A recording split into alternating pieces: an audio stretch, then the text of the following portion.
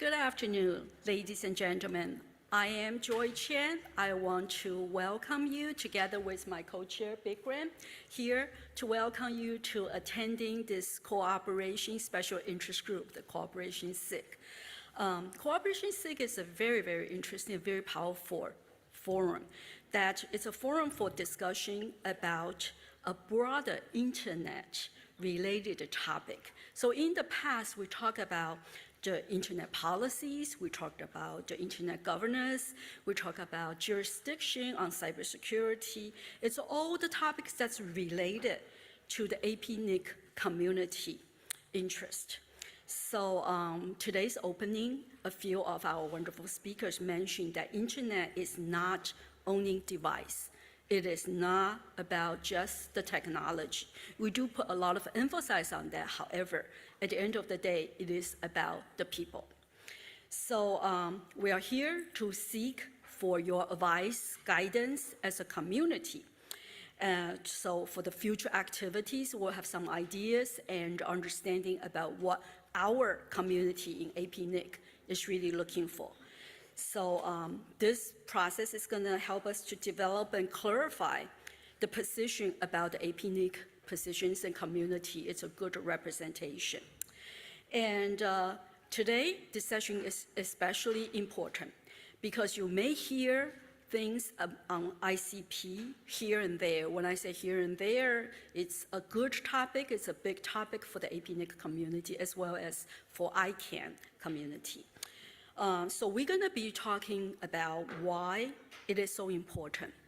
And about 25 years ago, ICANN, to be very specific, the address supporting organization we refer to ASO.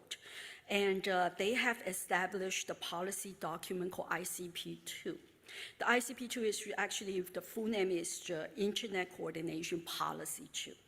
And because of this, that it established of the criteria for recognizing the regional, the RIRs. So ICANN will accept this document, and because of that, it later that we had LACTAC in 2001 and AfricaNet in 2005. So we know that it is important, but for the last 20-some years, it hasn't been a very significant review to see what this document is, but it's been operated so well because we've been working with all these organizations that we are working with. So today we want to use this Cooperation Special Interest Group, the time to think about that, having everybody be aware about this, and also to be ready. We want to get the readiness up so that we can participate for the upcoming consultation. So I want to let you know that this session is not a consultation, but it's more of an awareness and for the upcoming to get us ready. The ASO, the AC has been drafting the implementation of the procedure, the updates of the documents. And we just want to make sure that all this process and efforts that we are doing is to form a stronger RIR ecosystems. So I never really had invited so many panelists, as well as there's people from remote who's going to be participate in this session. But because of the importance of it and because of the impact to all of us, I want to introduce you my wonderful speaker panelist. We're going to use, the way that we're going to run today's session is I'm going to break it into a couple of different groups. So I have 3 speakers that going to talk about what is ICP2. So for the benefit of those of you who probably didn't have enough time to look up on that, they're going to share with you from their views. And we're going to look at the history of ICP2. And of course, what's happening now that we care about, that the current process to development of the implementation principles, and also the updates of the ICP2. Now, more than just telling you all this is about, that we want to also have our next gen wonderful talent fellows to drive some questions, because after they or us hear about the ICP, we know that we're gonna make some changes for obvious reason for a better ecosystem, that they have some questions they might drive deliver to us, and also asking our speakers. So I think it's very, very important that we have these wonderful speakers here. We're going to talk from the different perspective. And without further ado, I'm going to just share with you that my first three speakers, who's going to start with the 101 on what is ICP2. Akinori-san is going to be our first speaker. He's coming from JPNIC, and he's a veteran. He's a long-time experience in the internet community and making policies and all the strategies. So he's going to kick off our discussion. And then I'm very happy to have Oscar Oscar is the CEO for LACNIC.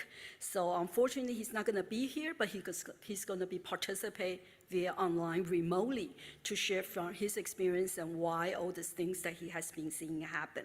So for this short segment, that I have Kim Davis. Kim Davis is the Vice President for INA for ICANN. So I'm not going to say too much more because each one of them is giving about 5 minutes to talk the most important parts of it. So let me stop here and have you also join along with me to welcome my very first speaking, Akinori-san. Thank you. The floor is yours.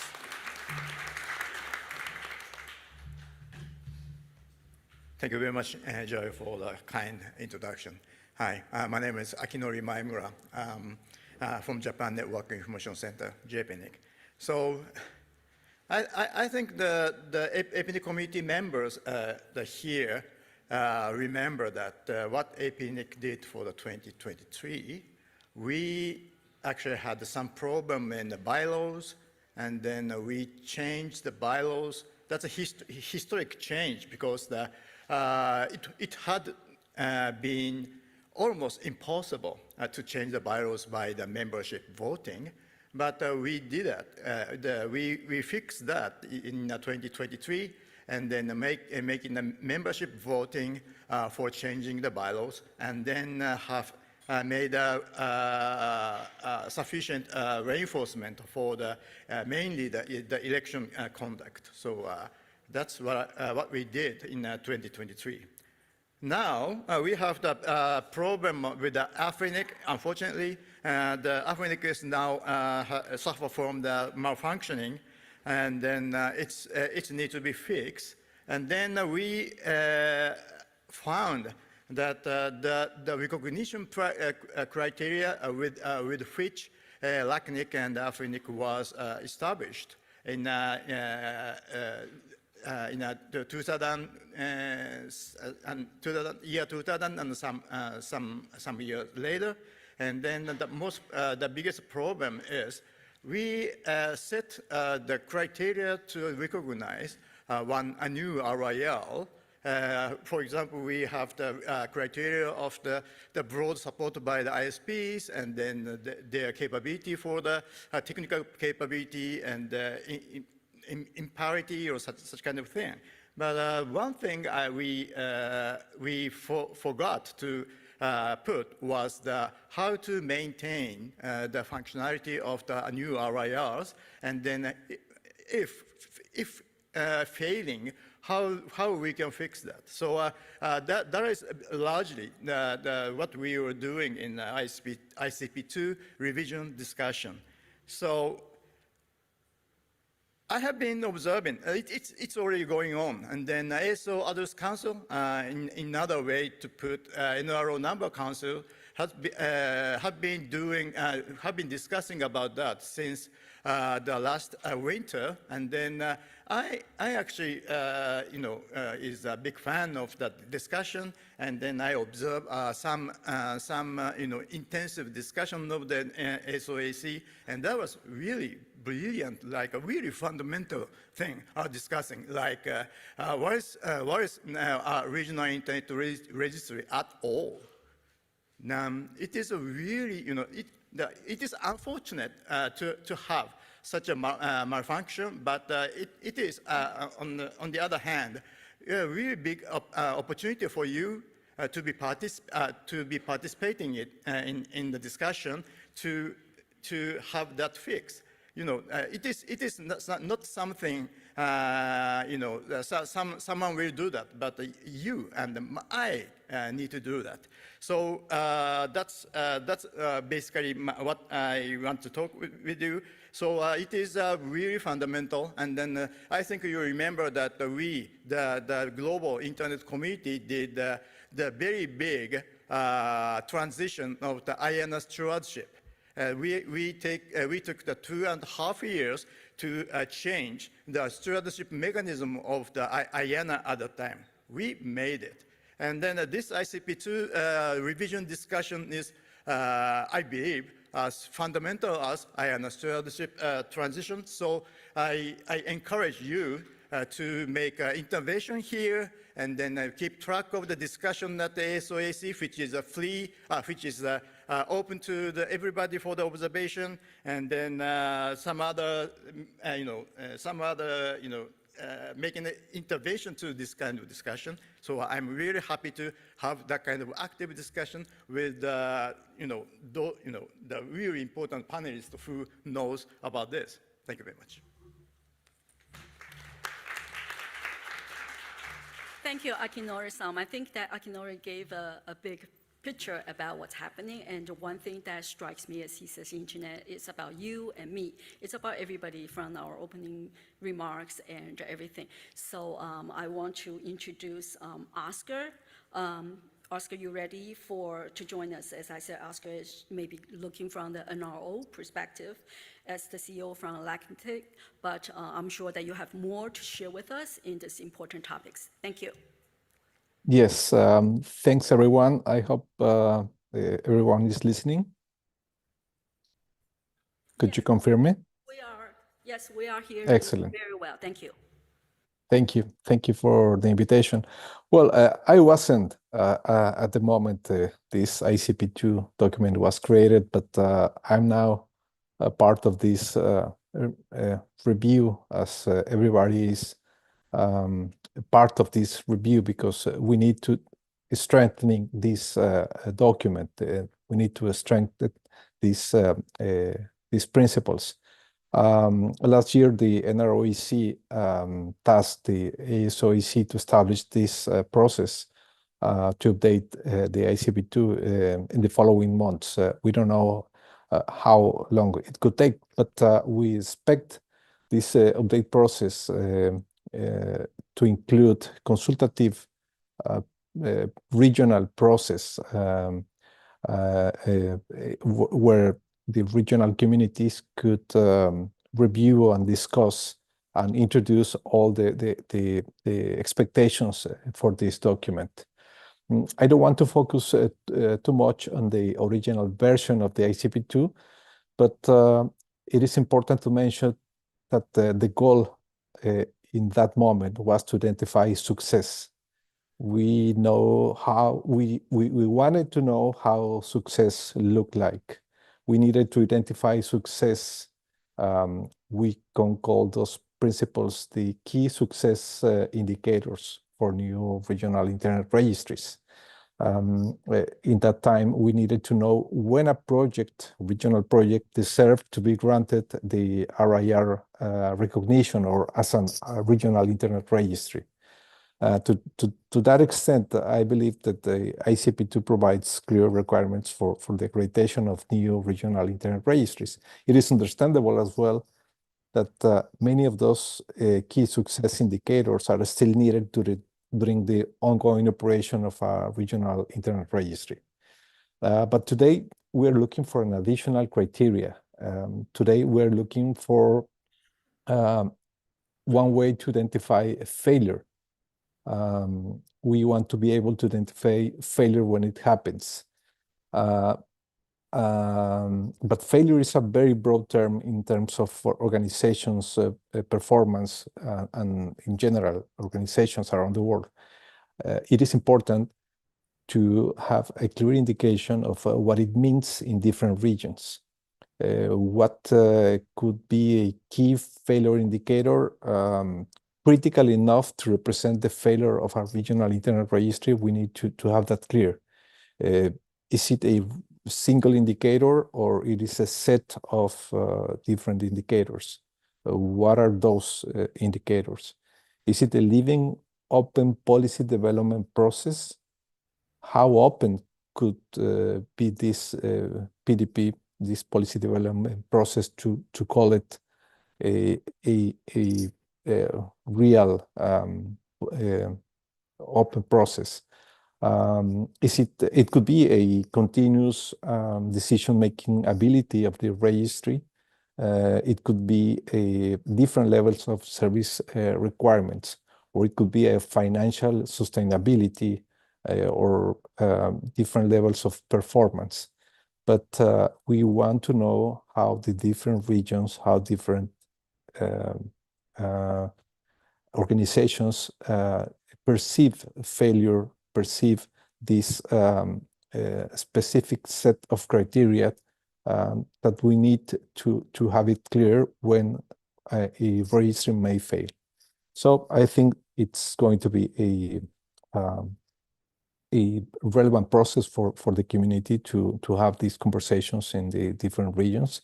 I hope many of the community become a part of these conversations, of these discussions, and we can provide the strength that we need to this new version of the ICP2. Thank you. Thank you, Oscar. You are right. When we're looking at value, some people look at it from a different perspective, but I think what you said is important. And it's not a word that everybody likes or love, but it's important. Because, and also, especially in our community, we need to know what does it mean for the different region. Every region has its unique characteristic. And so I think that to putting the criteria on that and working continuously for a better internet and for our community is definitely the key. So I here will welcome Kim Davis. Right? Kim is the VP for IANA and with ICANN, so he sees things from a very more of a global view, and I'm sure that his sharing will enlighten all of us. Thank you, David.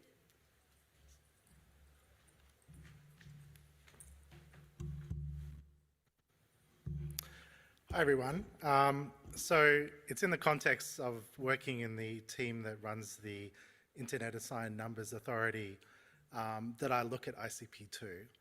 So in ICP2, it contemplates things like the recognition of regional internet registries as an operational task where IANA has a role.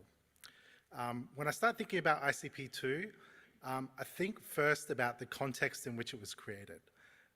ICP2 was one of the very first documents that came out of ICANN as a body. It was at the very beginning of ICANN's existence in those first few years. The name itself is actually reflective of this. There are other ICPs, ICP1, ICP3, and it was really an attempt to sort of capture a lot of the fundamental rules around how our industry is structured, how top-level domains are assigned, how regional internet registries are assigned, what it means to have a unique root zone for the internet. But it was done very early in ICANN's existence, where a lot of the formalities, a lot of the structure that we see today in the multi-stakeholder community was really not yet well evolved. But in this case, it's well documented. So there was an MOU, as we heard, between the three RIRs back then and ICANN. Part of that MOU was to establish what is now the ASO. But that MOU established a basis to create a new policy for the recognition of regional internet registries. And that is what the ICP2 document sought to be. It was really, I think, very important for a reason we're all familiar with, which is laid the foundation for the establishment of two new regional internet registries. Without ICP2, we wouldn't necessarily have AFRINIC or LACNIC being established. This was the procedural document which allowed for the creation of those two organizations and the recognition of them as RIRs. But also, it's an important statement of what was felt then to be the important attributes of an RIR. And these are attributes that were important back in 1999 and 2000 when this document was established, and they're attributes that are still important today. However, if we look at the document, we have now 25 years of experience, and this moment in time, when the community is looking at ICP2, it's a great opportunity to capture those 25 years of experience into a revised version of that document. I think it's fair to say that, with ICANN having established itself in its role, with the RARs further establishing themselves in their roles, the community has a lot of input into how those documents can evolve to reflect the current needs and current requirements without necessarily changing those core principles that were captured so long ago. And for that reason, I think that the work that is put into revising ICP2, I think one thing that I've heard others say, and I think you'll hear others say as well in this session, it's really crucial to get wide engagement with the community as we look at revising these documents. For these documents to be successful in future iterations, it needs to have the buy-in from the global community that it serves. So for that reason, I think this session is all about preparing ourselves for the engagement and the consultative activity that is to come. But it's crucial that these documents don't just come out as the products of the authors themselves, but the community really engages on this topic, studies these documents carefully, provides contributions to these documents, provides feedback, are these documents on point or not? Because it's through that activity and through ensuring that there is a wide range of oversight and review of these documents that they will ultimately have their legitimacy. So I'm looking forward to hearing from the other speakers on this, and I'm looking forward more generally for the process that's going to happen over the coming months and beyond to see the engagement, to see the feedback, so that this next iteration of ICP2 is successful. Thank you.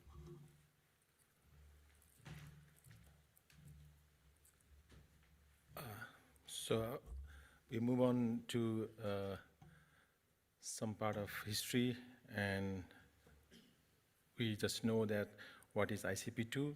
So we'll have next in history. So Mirjam Kun, I would like to request, how was ICP2 developed from the point of view of the ASO AC? Over to Mirjam. Thank you. Can you hear me well? Yes. Okay, great. Thanks. Well, many thanks for this invitation. It's really an honor to be on this panel with all these wonderful colleagues that I've been working with over so many years and decades. I was indeed involved in the original version of the ICP2 in a certain way, and also in, negotiating with ICANN and communicating with the two new RARs at the time. Like you mentioned, this was around 1999, 2000. However, since I'm in the history session of this, or history part of this session, I would actually bring us a bit more back, way back in history, and talk a bit more about the original motivation and background that then ultimately led to ICP2 and to the criteria of for RARs. Because this was actually these criteria are a lot older than an ICP2. The main regional the main idea of a regional distribution of internet numbers and resources, and the original principles for organizations that could fulfill such a service were actually written down in October 1992 as RFC 1366, which is called the Guidelines for Management of IP Addresses. And at the time, it was recognized that with the growth of the internet and the increased need for IP addresses and AS numbers, it wasn't feasible and scalable anymore, that this was done by a central authority, which was basically John Postel at the time. So the author, so at the time, I always felt like, okay, maybe it's better to distribute this a bit. And the author of 1366 was actually Elise Garrick, who worked for Merit at the time. But it was also a collaborative effort with many who were involved in the IETF, at the IETF side, but also, already in the operators communities at the time. And of course, John Postel was also involved and provided his input. So then RFC 1366 was updated a number of times over the years, became 1466, 2050, and I think now the latest number is 7020, 20. And it's been reviewed and updated a few times by the RIRs, but also others experts, certainly also the IETF, who of course had a great interest in ensuring a stable management of the resources, together with IANA at the time and the RIRs. So the main principles, and some have already been mentioned, that were already written down in RFC 1366 and 92, was, I think, first and foremost that the organization that would fulfill this registry function needs wide recognition by the ISP and by the operators community in the region. That was really important. So basically bottom-up legitimacy or buy-in by those who would need the resources and the addresses that would be distributed to them by this organization. So they would have to recognize and believe in that organization that would provide that service, and of course also support it, financially, and also with their, kind of moral support. Also, was important that the organization should be independent and unbiased and neutral. And I think at the time that mostly also meant independent of governments and basically a community organization, if you will. Not for profit wasn't mentioned, but that was was said unbiased and independent. It's also mentioned that it should have a kind of regional scale, large regional scale, and there should only be one registry per region. So that was also important for various reasons. I mean, I'm giving you this information. I think many of you know this, but just to give you the historic perspective, I mean, at the time, there were many, most ISPs had geographic scope at the time. There were a few true global ISPs, so that was one reason. But also the one reason for the regional scope was to provide more cultural and language support as much as possible, be in a relatively close time zone for those people who would need the services, and of course ultimately also to ensure uniqueness. That's why it's important to only have one RIR per region, to ensure uniqueness of the addresses and to prevent unnecessary fragmentation of address space, and then also growth of the routing table. At the time, that was always our trade-off in our conservation versus aggregation. And then, of course, there was already written in that document that was important that the organization is more than just the registry or bureaucracy or the administration. It was important that they would also have technical skills and credibility in the region. So what's important to note is that this document basically described already existing structures and already kind of the type of self-organization that had already occurred in some regions at the time when this was written in October 92. Maybe most notably, most of you know, the RIPE community was already active in Europe and started in 1989 and had just created the RIPE NCC as its secretariat in April 1992, so just before that RFC came out.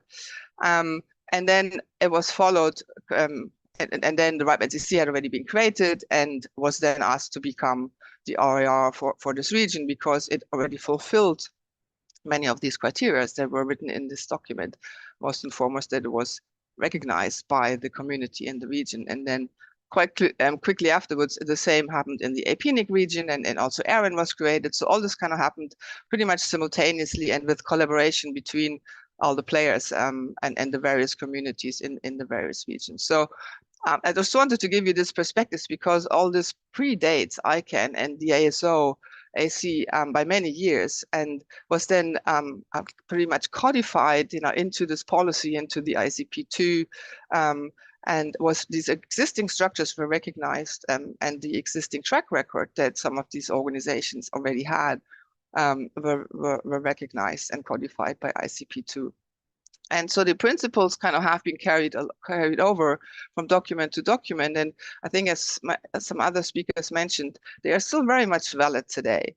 And it's expected that they will still be valid, with the review of ICP2, and that they'll be carried over, and that the track record and the history that is behind all this, the motivation that's behind all this, will be continue to be recognized. Thank you.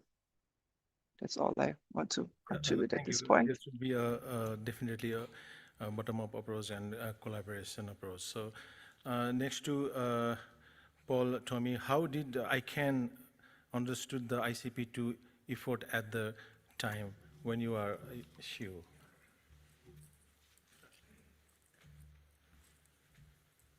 Good afternoon. I feel like the ghost of Christmas past talking about this topic, and so wonderful to see people I know so well on the screens down here. I think when ICP2 was actually finally negotiated and signed, I was actually chairing the Governmental Advisory Committee of ICANN. So I was involved in discussions around this, not only through the ICANN process, but I think importantly with the US Department of Commerce and other governments as it related to the IANA functions. And I think that's one point I want to come to. Part of my few life skills I have is I'm supposed to know something about the history of how international institutions get built and how do these processes last over long periods of time. And one of the key things about that, if you look over the last 200 years, about the building of institutions is the normal process. The process of success is where there becomes a consensus around sets of principles amongst a community, which then get expressed into some form of instruments around which then some operation takes place. The revision of instruments often changes as the operations themselves change, but the core stone, the lodestone, is the consensus around principles that takes place at the beginning. And if you were to look at any of the successful institutions in the world, in any aspects of how we work, that tends to be the common model. And I think it's a model that's as applicable to all of us as it is to any else. And so as Miriam said, you know, some of the principles around the issues of the allocation of IP addressing go a long way back. And I would argue, or I would more than argue, my experience of it is that actually had a two-part process. One was a set of technical principles to which Miriam has spoken, and the other one was a set of governance principles to which Oscar's made some reference. He put it right on the money. There were a lot of conversations that took place before the formation of ICANN, before even the Green Paper from the United States government, about success and failure. What happens in the case of success and what happens in the case of failure. And it was my experience for decades, that numerous people who were in the United States Department of Commerce, who saw themselves as being the overseers of the IANA functions as the backstop, always saw that within that function there was a reserve power, and that reserve power was to do with failure. Right? If there is failure, we can take something back. And without going into details, I can tell you I've had that conversation with those people on occasions. The threat was used, you know, if this doesn't work, we can take this back. Now, it was never going to happen, but it was a sort of a mechanism to make certain things stay on the road. And it has been very useful as we keep building and shaping these institutions that have become so important to the world, society and economy, that recognition that we've got a consensus about what are the core principles, we've got a consensus that it has to be directed towards success, but what success is changes over time as we live the practical realities of operations. And is it the practical things of operations that you adapt to, you change, and they become the instruments and they keep changing. And so it's in that context I see this discussion around ICP2 and this revision, in that this is not a new thing. We're not talking here about some ab initio starting process of, you know, let's start from scratch. We're not there, right? The principles, as Miriam was saying, I think as Oscar was reflecting, I see Rahul there who's early with the experience. These principles are well established. What we're now dealing with is some of these aspects around reserve power, around success and failure, which was always implicit within the discussion, and I can tell you within the governance part of it, always explicit within the IANA functions. That you have to have the ability to be able to deal with what happens if there's failure, how do you keep promoting success? So I thought I would just share that as a sort of a high-level observation from that history as we think about the process you're presently undertaking and your colleagues around the world are, and as this also moves into the ICANN context and the stakeholders there, this is not new. We're not rewriting, you know, we're not starting something from scratch. We are looking at the amendment and moulding of a process that we started 25 or 30 years ago, in which there is a consensus which allows for the sort of tweaking and changing we're talking about now.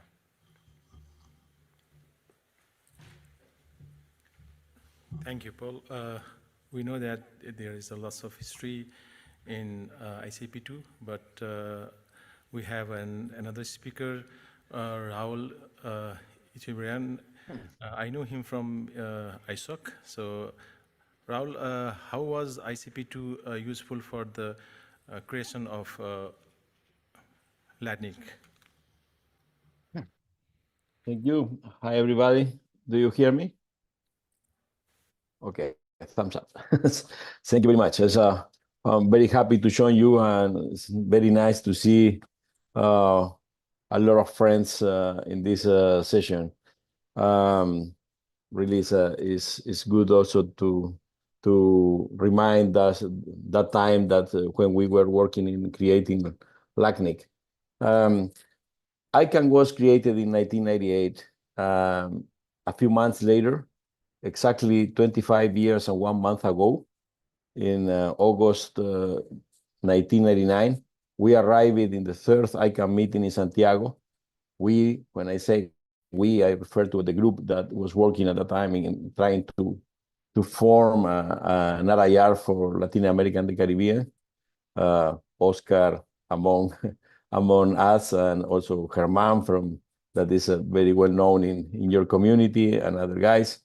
And we presented a letter to ICANN board saying, we are here and we want to create an RIR.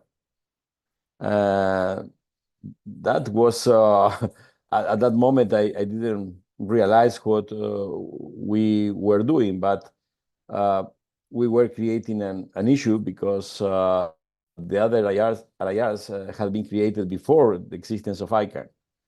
And ICANN was very young, and people was very busy trying to make ICANN works and creating procedures and starting with the supporting organizations. I remember Paul Toomey was working hard for making the GAC work, forming the GAC, hard work, by the way, and so the guys say, okay, we have to do something. How we will recognize, yes or not, this RIR? I remember seeing Paul Wilson and Axel Public talking in the lobby of the hotel in Santiago de Chile, talking about that, and all other colleagues from APNIC, RepNCC, and ARIN exchanging ideas. And okay, that's the engine started to work here. And as Miriam already said, and also other colleagues, we had this. It was very interesting because we had to demonstrate basically three things: that there was a need to create an RIR in the region, that we were the right people to do that, and that we had the support of the community. So the reason of existence, our capacity to do the work, and the support from the community. And it helped very much. The question was if it was useful or not for the creation of LACNIC. It was very useful because we were trying to do something, but it was most energy and the conviction in the community rather than being very clear about what was the path that we had to go through. And so finally we had a guideline. Beside the people that is here today and the guys that our colleagues from all the IRs, I remember also that Andrew McLaughlin from ICANN was crucial for doing that work. So that's the short story is that I don't know how we could have done that without the guideline of the ICP2. And I think that it was very useful also for AFNIC later, because we were able to share our experience once we completed the work, saying, okay, those are the steps that you have to follow, and those are the things that you have to demonstrate and to do in order to complete the process. So I think that's now that you are reviewing this document and trying to find answers for this new era. I think that the answers are also linked to the same set of questions, or saying, okay, it remains, the challenges remain the same. That RIR have to demonstrate that continue to be relevant for the community, that have support, and that they have the institutional strength or capacities to do the work that they are tasked to do. So I hope that it helps. Thank you.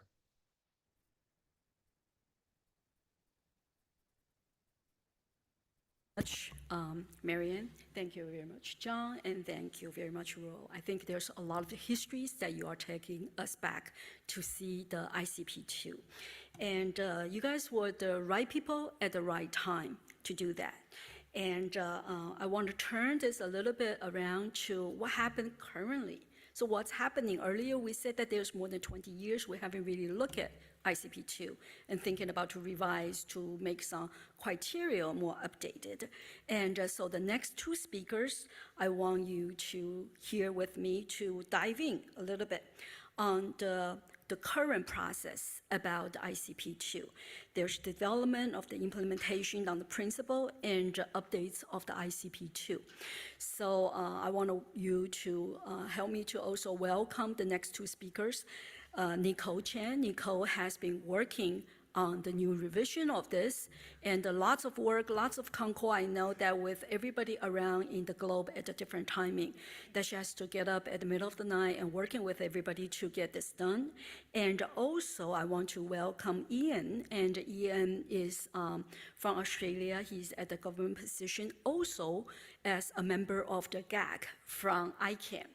We're so close with him as well as with the ICANN, so he's going to be able to share with us that from his point of view, or per se to say from a government's point of view, that how does all this related and working on this, revising all this. So let's hear from Nicole. Thank you.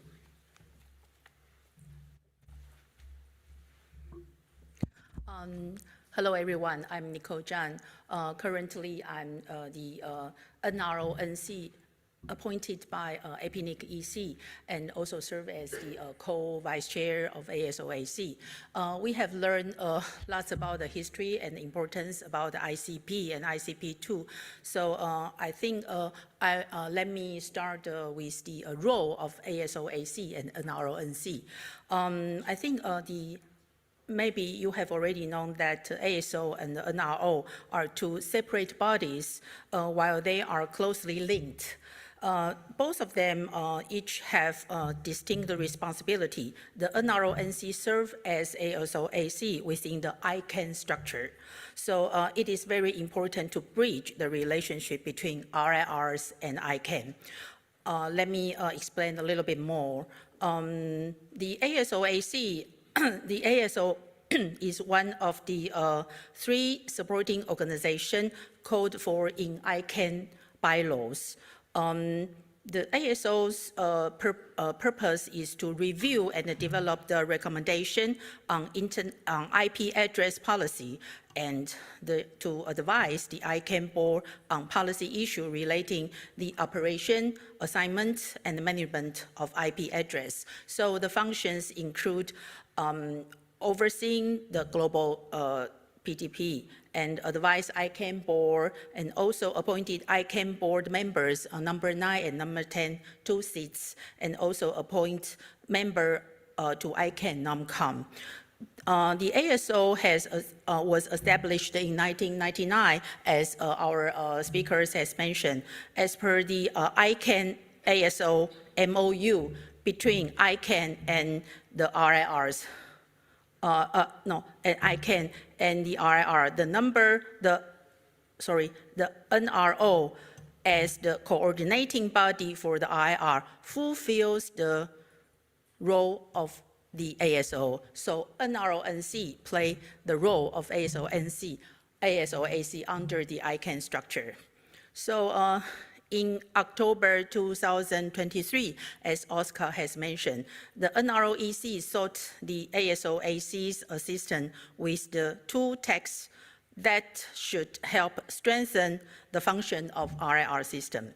First, review draft ICP2 implementation procedures. Second, strengthen ICP2. So the ASOAC has started our works, including we have held a face-to-face meeting in Montevideo in January this year, and provided the feedback to the NROEC in early February, and continue to work on the text in its in our face-to-face meeting in Puerto Rico this February, and submit on July 1st, the first version of a code of principle of ICP2, but we're still under discussion about that. So we have so many working group meetings discuss about the core principles as mentioned by our all speakers. So the process of reviewing and updating the ICP2 will be done in supposedly in 2024 to 2025, between these 2 years. So what is the ICP2? Let me explain a little bit more. Prior the ICANN's founding, there were 3 RIRs, APNIC, IRIN, and the RIPE-NCC.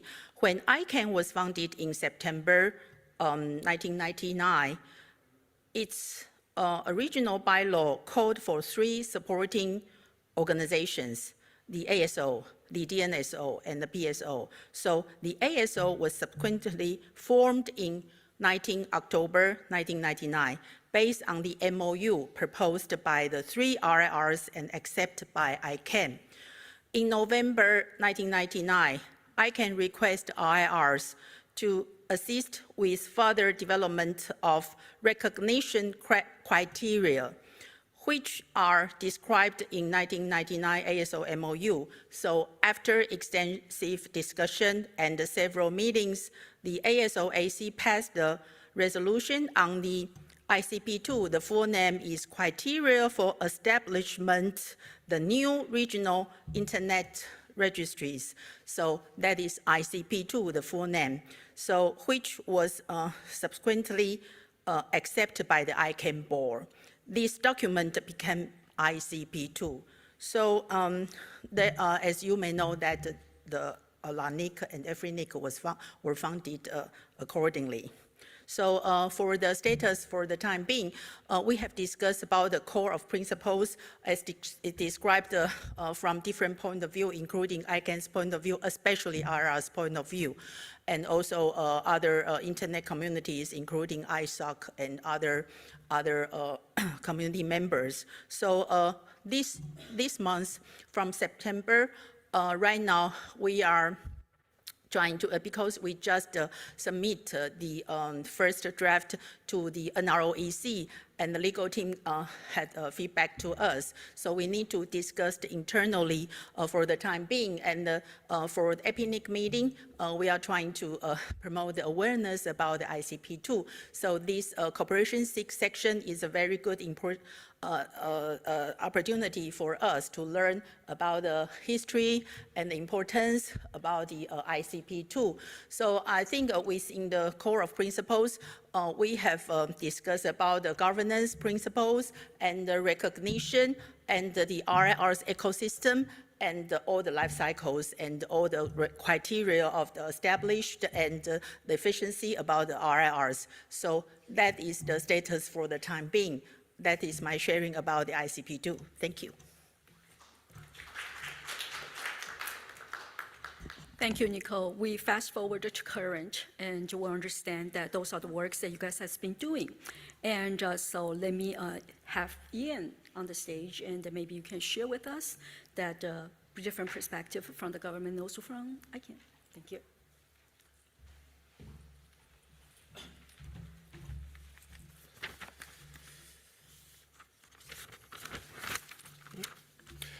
Good afternoon. My name's Ian Sheldon. I'm the Director of the Intergovernance team in the Australian Government Department of Infrastructure. We've heard a bit about the history, the importance, where the process is up to, but in the spirit of the cooperation SIG, I wanted to use my slot to talk about cooperation, specifically with governments. I look around the room and I look across the venue, and I don't see many other governments here at this conversation. I know that governments will take a keen interest in the ICP2 review process.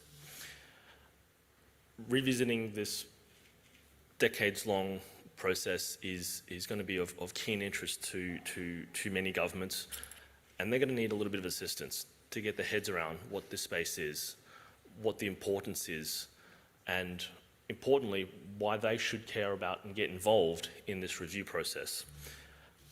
We find the ICP2 process to be rolling out over the next little while against a backdrop of quite big picture digital governance conversations. And it's quite important that governments continue to feel they have a role and a say and a perspective to provide in these types of review processes. I don't want to preempt, and I certainly can't speak on behalf of many other governments, but I do know they will want to see an RIR system that's robust, that's resilient, that's flexible, and it's also responsive to governments. And all of this community here has a key role to play in helping governments understand a lot of these dynamics. If governments feel they are left out of this process, they'll be seeking other ways to share their thoughts and opinions, whether it's through strong language in a communique at ICANN, whether it's through other regulatory measures, or whether it's through how they position themselves through things like the Global Digital Compact or the WSIS Plus Plenary Review that will be looking to take place this year and next.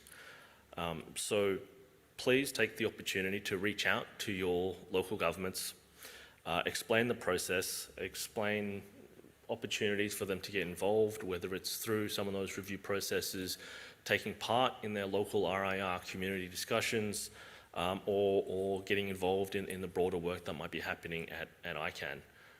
This is quite an important process, and it builds on, like Paul said, many decades of quite well-considered thinking. And I think it's critical that you will help your local governments get involved in that work. Thank you.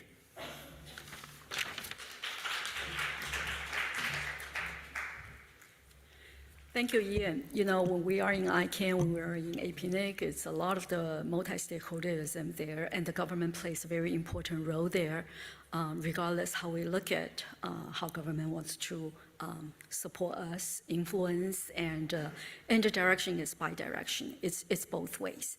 So we look at the history, we learn how important it is. As I said earlier, that this is really a session for everybody to have that awareness and get ourselves ready for the consultation that's coming up, because this is a documentation that hasn't had major updates for the last 20-some years.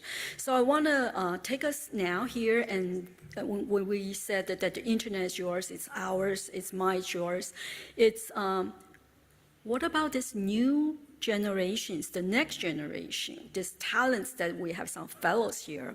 And I'm going to turn the table and turn the floor to them and have them ask some questions. Do you understand what's happening? Do you look at ICP and you think they are as important as we think they are? They are people who participated in the earlier days, but then what's coming in the future is really yours, it's ours. We are all here. Many people, including my children, look at internet as a commodity. You, just like electricity, just like water, you turn on, that's there. And, but there's a lot of work behind that. There's many things, many of the efforts that people have worked hard on this. And we want our community, especially at APNIC, to really have some consensus, to raise the questions, and to be able to answer by all these talents here from the earlier days, from now, and other things that we overlooked at it. So I'm going to invite maybe Bonrega from the Kiribati, you want to start, maybe have some questions asked, and I know Bank is also ready to raise the questions, please.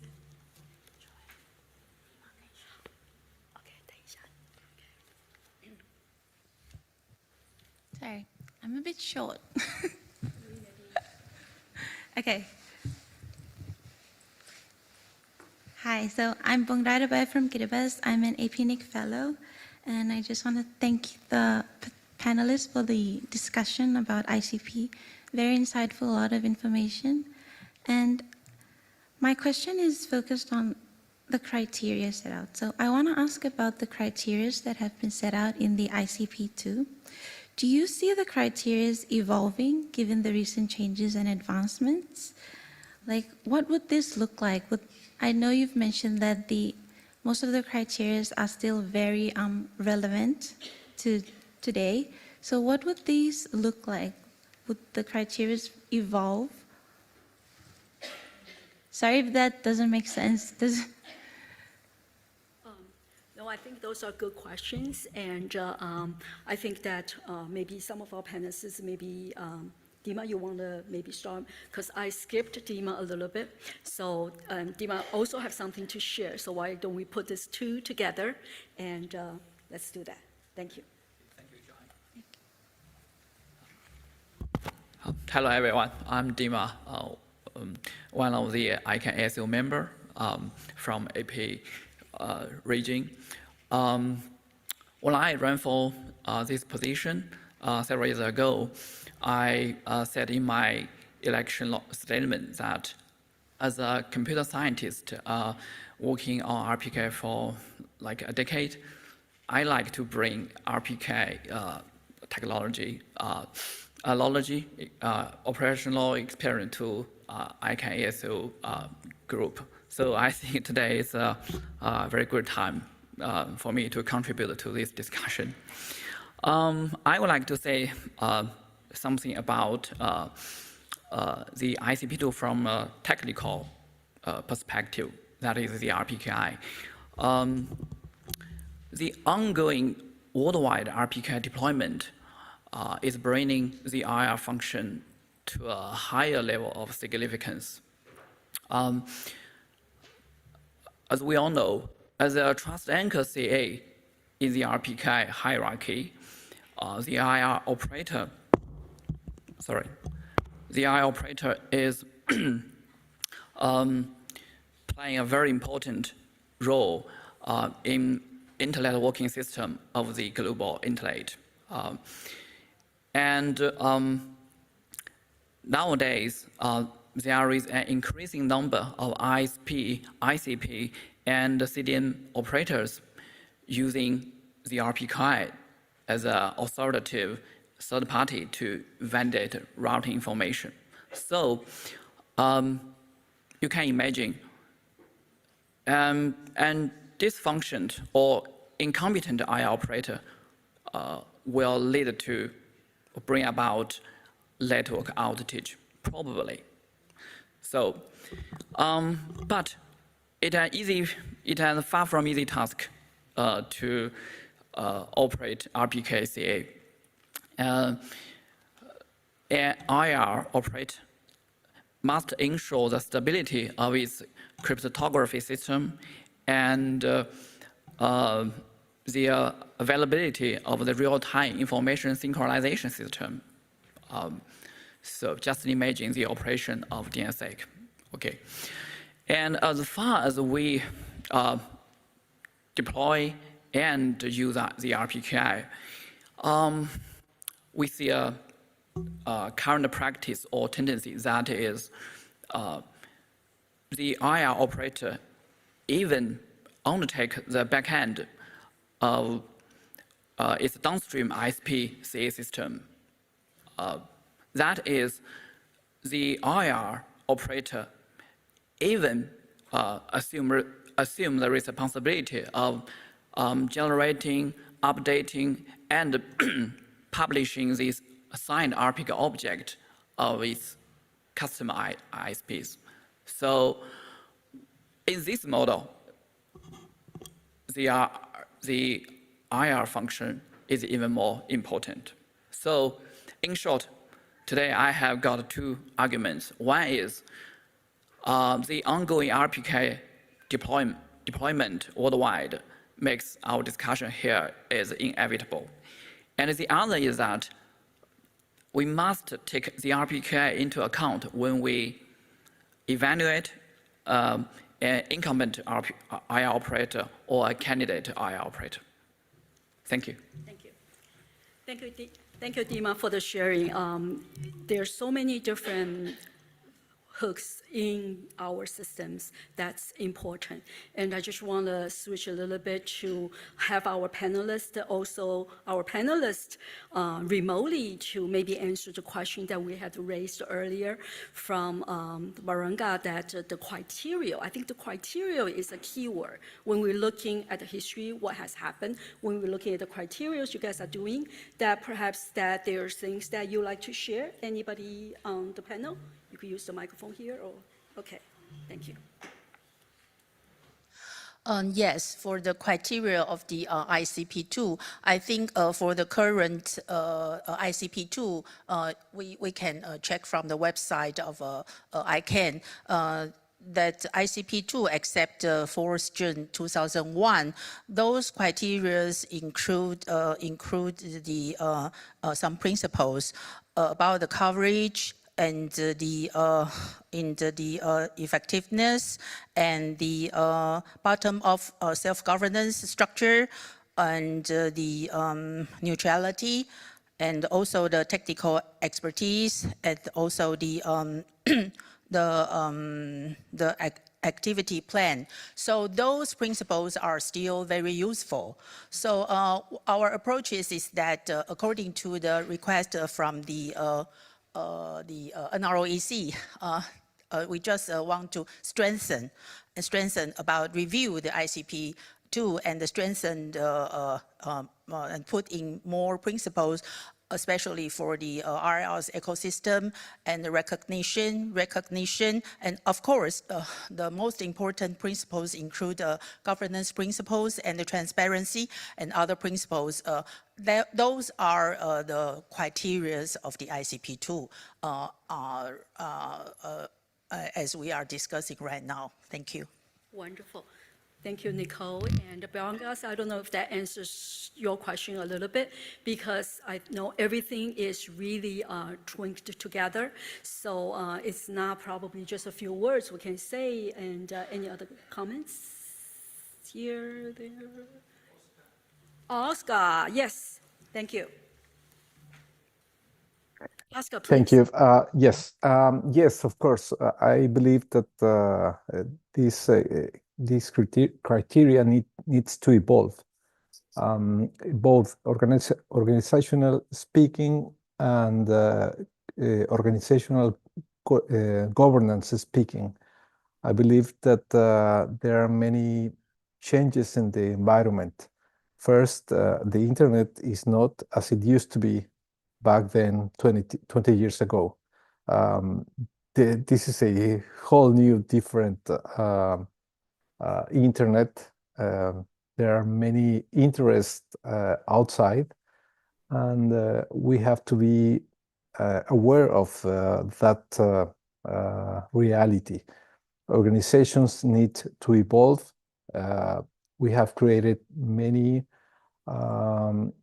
we have strengthening the RIRs, considering those situations, taking steps to prevent capture from different pieces of the community, including the organizational members itself.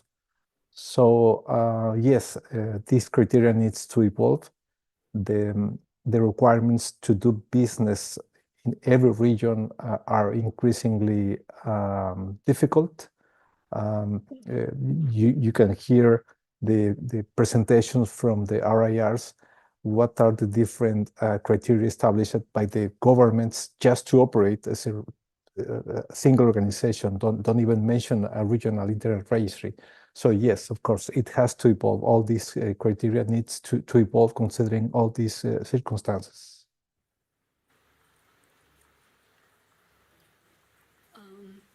Okay, Bangara, is that somehow answer part of your questions? And maybe, are there anything? Okay, I'm gonna just give this Q&A session and to Bank. Yes, Bank is also our fellow, and thank you. Okay. Hello, everyone. My name is Jirayut Nidongkai, but you can call me Bang for short. I'm a fellow of EPINIC 58 Fellows. I'm from Laos, a small country and only landlocked country in Southeast Asia. So thank you so much for all the speakers for giving insight and history of ICPV2.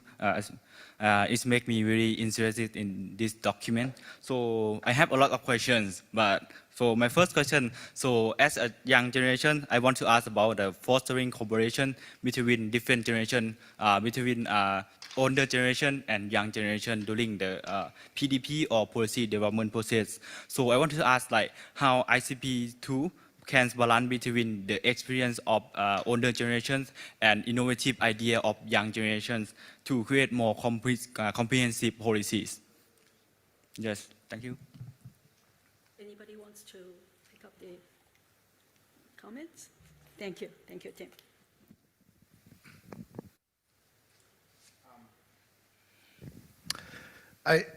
I think this is a question that gets posed in our circles a lot about a lot of topics, which is a lot of the same people, as you heard in this presentation, who wrote some of these seminal documents in the 1990s, possibly even earlier, are the same people talking to you about it today, about what it feels like 25 years later. But it's important that these fundamental policies that we use, ICP2 is just one of them, continue to service future generations. We want this, this multi-stakeholder governance model generally, the governance of RARs more specifically, to continue to service future generations. So to me, for processes like these to have legitimacy, it needs to not be the original authors alone coming back and saying, yes, this document still is fit for purpose and it still does the job well. These processes precisely have to engage the next generation. It has to engage people outside of a fairly close-knit internet governance circle to make sure, to validate that these are still fit for purpose, that there are not new considerations that need to be made so that those adjustments can be made. So I think for this model to be successful, we do need to find ways to increase that engagement and ensure that broader participation. Can I add something? Yes, I can remember. Thank you very much for the question. That's really, reasonable concern for you, the younger generation. So that, as I said, that it is, your problem and our problem. And then right now the ICP2 review is doing its own process. And then soon we will have the draft principle document, and the draft principle document will be we call for the public comments, and then there you can make an input to the process for whatever you think about ICP2, and that kind of the public comment and then the input opportunity for the input is will be put in this process. So please, suggest your great idea for this process. Thank you very much. Yes, and thank you for your question. I think this question is not only limited to the ICP2, it's all about the, I think it is related to all the policy related to the internet community. So I think, yeah, of course, within our ASOAC, we have closed section, yeah, because we need to discuss about the details. But I think you can use many opportunities, for example, participate a public hearing or consultation process. And sometimes we open to the observers to participate our meetings. So I think just like Akinori-san said, that you can use different opportunities to participate in the discussion and express your opinion. Thank you. Wonderful. This is exactly why this cooperation special interest group is for. We're here to listen. We're here to exchange the different ideas. But before I turn the floor back to Bank, if you are excuse me, I'd like to give some time to a wonderful guest, John. John, that you know everything as far as I see it, right? So let's hear your comments. You hear what we've been saying, going forward, going backward, what's happening now, and I'm sure you have a lot of the thoughts, the wisdom to share with us. Please, thank you. I see I'm the only John here, so you must mean me, but you were saying wise, so I think you got the wrong person. So on that last question about the next generation, I would remind us all on this panel that we were also those young kids coming into this with an older generation before us many years ago. We're not as old as we may seem. And one of the things that you'll find as you come into this community is it is very open, but you need to be a little forceful yourself as that next generation, and you need to be vocal and be a little brave, and you'll find everybody welcoming. So yes, it's hard to come into a room where with a bunch of old fuddy-duddies who've been around for a lot of time, but your new ideas were just like our new ideas 25, 30, 40 years ago, whenever it was we were getting involved. So you're going to be more than welcome in the discussion. I see Miriam also had a hand up on that issue, so I'd like to cede to her if she wants to talk to that very topic. Thank you for the reminding. I know Mary Jane was having her hands up first, and allow me to turn this attention to Mary Jane. Thank you. Oh, no, thank you. I'm happy to give John the first. I mean, we've been working on this for many, many years together.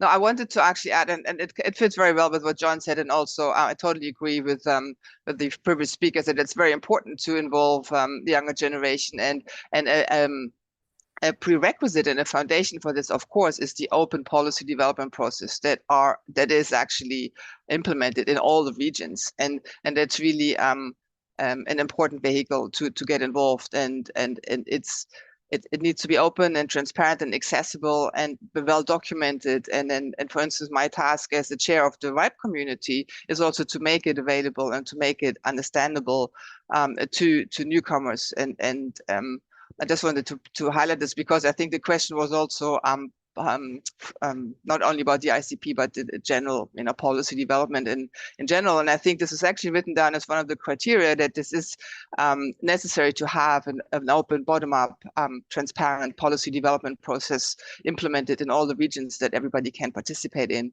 And just like John, I would just like to encourage you all to participate here. I think most of the technical community, we're very accessible and very happy to have newcomers on board, of course. Thank you. John, do you have any additional comments you'd like to make? So I sit like many people on this panel, in a strange situation in that I was around in the late 90s when all of this started. And actually when the Santiago meeting happened, I was not at ICANN yet. I was actually at the RIPE NCC. And by the time the next meeting came around, I had been seconded by the RIPE NCC to ICANN, and I was on the other end of the stick. And from the ICANN standpoint, the question is, how do we implement these things? So as you work as a community to build the next version of ICP2, with some very important additions to, how do we look at this going forward? How do we make sure that we're actually creating a sustainable system, that we make sure that whatever we include is actually implementable, is in some ways measurable so that we can see that it's being implemented.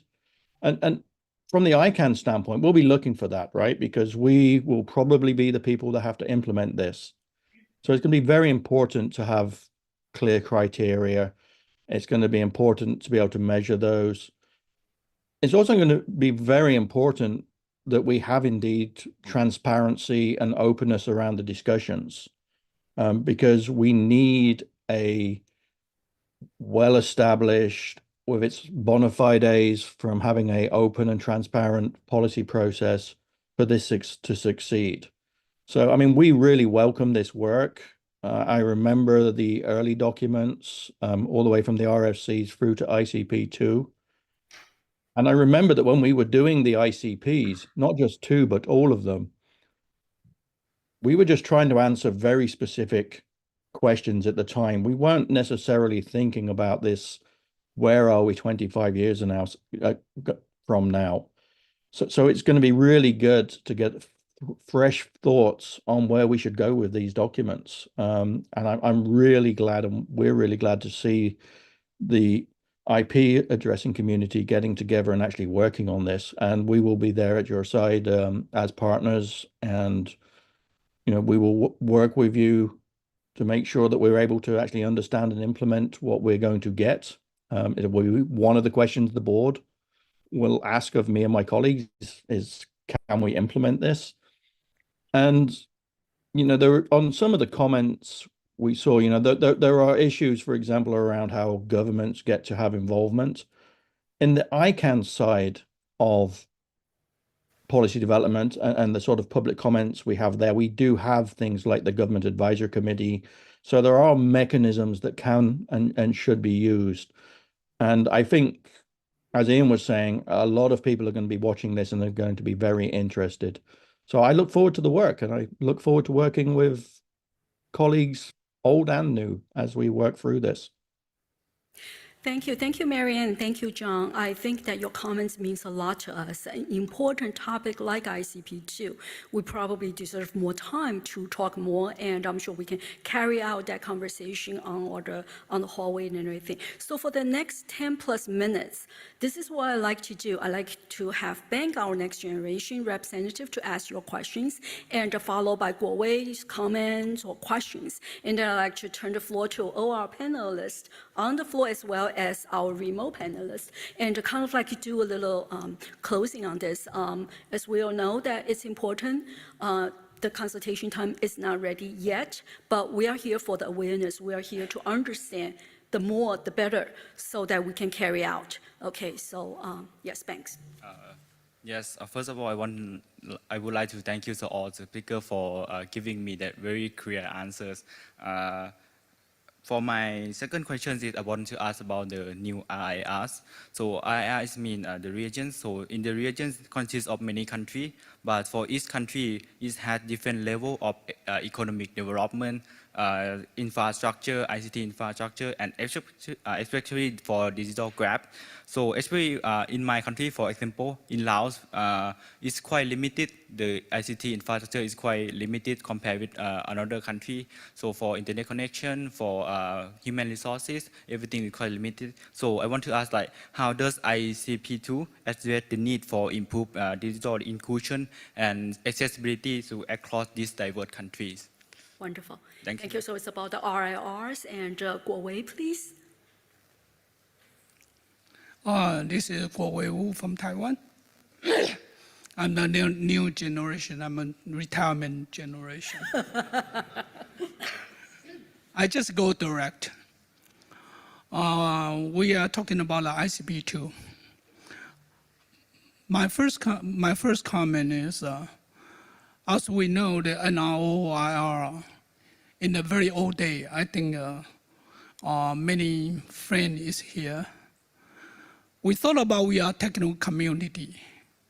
So we think that we just, in the early day, we ignore the legal issue, we ignore some political issue. We thought about our technical community, we can stay alone, without anybody to influence to us. But it seems like the truth, what happened we know in the African NIC, that really challenge the IR management and also challenge what is the future of the NRO IR going. Then my question is, first, we are talking about ICP2. Do you think the current arrangement of the ASO is enough to discuss the future of the ICP2? I think John Connon talking about something about it. The ICANN for last 20 years, we run many of the accountability. We run a lot of the trustworthy cooperation group. And we not only include a tiny group of the peoples, You know, for ICP2, the ASO or NRO is not the technical group only. I think it's much bigger from what's happened, the problem there, the issue happened there. We knew we cannot just keep ourselves in a small room and discuss, and we can solve the problem. So the first question I'd like to know, for the ICP2, should we extend the process group a little bit bigger? You know, for example, invite the government people, invite some of the people come in to see how we can generate accountability, how we can generate a trustworthy. Because this issue that happened, it really challenged what the internet governance we are supposedly, we continue convince the world that multi-stakeholder mechanism is workable. Now we have to prove, the ICP2 can prove the multi-stakeholder mechanism is still work in the future. So don't talking about this issue in the small room, open it up and bring more people in to discuss. I think this is very critical because so far, as we know, the NIC in Africa, the function is limited under the core issue. As we know right now, we even cannot have an ASO member from Africa. So that is my question and also my comment. Try to make the discussion group much bigger. Thinking about the INA transition in the 2014, we really bring a lot of people. Of course, the NRO or IR people, so we don't need a big because we are a technical group. Well, unfortunately, we are not technical group anymore as 20 years ago. Thank you. For Bank and for Kuwai's question and comments, this is what I'm going to be doing. I like to turn the floor to my panelists. Whoever has the comments or feedback, please say something. And let's keep it short because our time is limited. And I also have seen AFTAP. AFTAP normally asks good questions. So I want to give some time. But I also want you to all have like a minute or two like in closing because time is running very fast. I guess this topic is so important. And this discussion is not going to stop here. And I know ASO has worked very hard. And that's why we have like consultations arrangements later on. But I hope we get the most out of today. So allow me to, Akinori, please. Right, thank you very much. I keep it short. I totally agree with you, Kowe. We need to demonstrate our capability and the legitimacy by the due process and the due discussion will be held, widely consulted, and then the broad participation from the community member in every region. So they are all important to have as ICP2 revision legitimate enough. So that's my point. And then I think I am I am not a part of ICANN, not a part of the SOAC, not a part of the RIR. So maybe I am best position to tell this. Thanks. Okay. Ian, do you want to maybe have your last statement for the session, or if you want to comment on any of the things that we mentioned? Thank you. I'm sorry to cut everybody short. No, really, I mean, I guess my final comment would be, like John reiterated, a lot of people are going to be watching this process. Certainly, the GAC will be looking to have a breadth of bilateral meetings at ICANN, and I would be surprised if this is not high on the list of those issues. So if there are opportunities for this community to reach out to your government reps and help them become aware of the opportunity to get involved, please do so. Thanks. Thank you. Kim? I think I'd like to come back to the question, or the observation about Laos and the particular challenges that you have there, which is that, to me, that's one of the strengths of the RAR model, that in each region, policies can be devised that are tailored to that particular region, taking into consideration the unique challenges in those respective regions. And to me, that's part of the success story of this model. And so I think as we look at contemplating ICP2 and engaging more people, it's a litmus test. Is this model succeeding in the way we expect it to? And what tweaks or adjustments are needed to move forward? So I think this is an excellent opportunity just to reflect on, is that promise being fulfilled, and what do we need to do to be successful for another 25 years? Yes. Sorry. As a ASOAC member, I think, as I mentioned, that the ASOAC play an important role in between ICANN and RRs. And we discussed about the procedure based on the foundation of the ICP tool was building at that time, 25 years ago. But we are trying to discuss the with more people within our internet community, especially right now we work closely with NROEC, because it is related to the established the recognition and the recognition about the RIRs. So I think we within our internal discussion, we discuss we work with RIRs very closely, and after that we will open to the consultation. That is what I can express for the time being. But we will try to hearing from the internet community and get more feedback from our community. Thank you. Okay, Dima, last word. I have got no more interesting to report, unless AFTAB have got some question for me. Okay. Before that, after, let me have my remote wonderful panelists to give our last words. And turning to AFTAB, but perhaps we will not be able to have all the answers, but let's hear your questions a little bit later. Thank you. Who wants to go first? I think, how about Mary Jan? I like the ladies first. Thank you. Thank you. I really enjoyed this, and thanks for organizing this panel. And I think it really illustrates that this is a very much a collaborative effort, and it's always been a collaborative effort throughout all these years from the beginning. And we all need to work together, to ensure that we continue to have a stable internet. And then also, like what Kim just said, I think we do have a strong foundation for operating, the infrastructure of the internet, and we need to cherish that and continue to do that in an open fashion like we have now done today. So I think it's important that this discussion is taking place in an open way, just like you've been organizing here today. And we're going to have this discussion, I think, in all the regions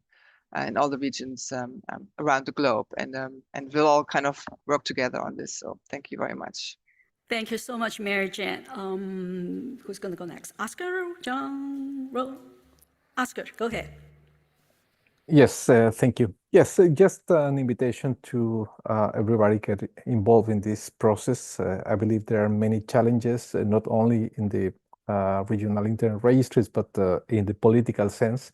And that is because the lack of involvement of many people. So we have the chance to influence with your thoughts, with your ideas, with your comments. Please be involved. This is all of these processes because of you. So have a chance to get involved in this process. Thank you. Thank you. Ruo, why don't you? Okay. Thank you very much for the invitation to participate in this discussion. It's very good to see that the community is assuming the responsibility in something that is very important for the whole world, that is to take care of the management of our resources that is fundamental for the functioning of the internet. So I think it's very important, this discussion, and the challenges remain the same. Is that it's not only about approving new RIRs, but to be sure that the task is assigned to organizations recommendations to people that is able to do the work in the right way. So I think that it's promising, this discussion, and for sure I will remain involved and happy to follow up for the advance of this process. As I said before, that is very important for the whole community. Thank you very much. Definitely very important, but last but not least, John, could you give us your last word to close our panelists' last comment? Absolutely, thank you. So I think everything has been said, but it's not been said by everybody yet. So I'll just do a quick repeat. This is important work, and it's work that we all get to undertake together. It's all of our responsibility. And I think we all have the same goal in mind, and that is to create better policies for the sustainability of the identifier systems, and in this case, the IP addresses. So I look forward to seeing the output and one day implementing what this new policy is. Thank you, everybody. Wonderful, John. So after, can you keep your question and comments very short, and then we can close this? Hi, Aftab Siddiqui speaking at personal capacity, so I'm not going to get a chance to have a speech. Quick one is, I only have one concern, and the major concern is all our IRs have very robust and very open policy development process, and we've been doing it for a very long time. The problem is we're going to go through this process, and then my worry is that it's going to go to a government consultation process, and there'll be fighting over should versus must and must versus not. So, and then it takes forever. Someone who has sat on those seats where my colleagues Dima and Nicole sits there, I understand how frustrating that is. So all of you right now on the panel online and sitting in front of me have served in some form of shape in ASOACs or ICANN board. How are you gonna make sure that it does not happen? That is my only concern. Thank you, Aftab. With my very, very deep respect and credit to all my wonderful panels, I think that they've done a good job, and looking forward, we are all looking for the best output and be able to have the consultation and have more in and out communication with that. So with that, I'm going to close this, and thank you very, very much for our panelists, and thank you guys online. And with that, I'm going to close this session. Thank you very much.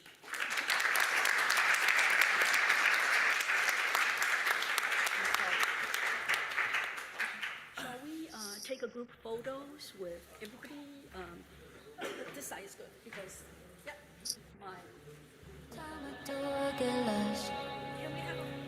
Wish I could explain to you, but if I do, it's you and I lose.